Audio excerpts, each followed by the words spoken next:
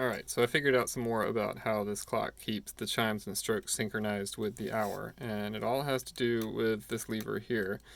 And so what happens is normally there's the cam back behind the minute hand that lifts up this, and it pushes up with a pin that you can just barely see from back behind here on this back arm that reaches all the way across here. And once that lifts it up, then it releases the pin that's on the back of this, which is attached to the chime train back on the inside of this. So if I push this past the 30-minute mark, you can watch that happen. But it doesn't go up high enough to do anything with this lever. It's still not doing anything.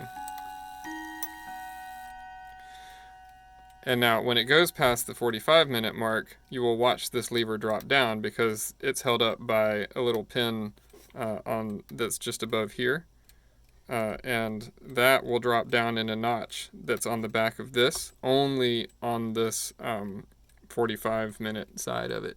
So if I go past 45, you'll watch, it'll push up that long arm, it'll start chiming, and you'll watch this pin fall down right about now. And that catches this wheel so that it can't spin anymore.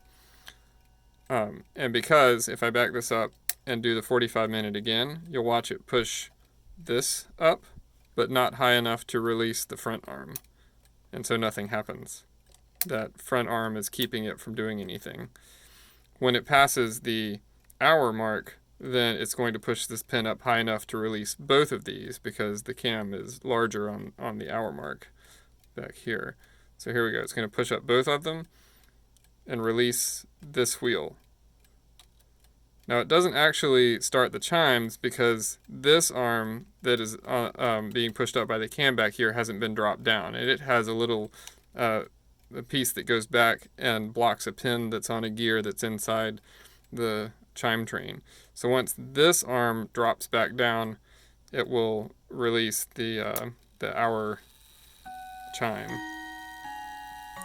And you'll notice there's a little taller notch here, and that's going to push up this pin even farther, and that will release the stroke over here. When that drops down, then we start the stroke.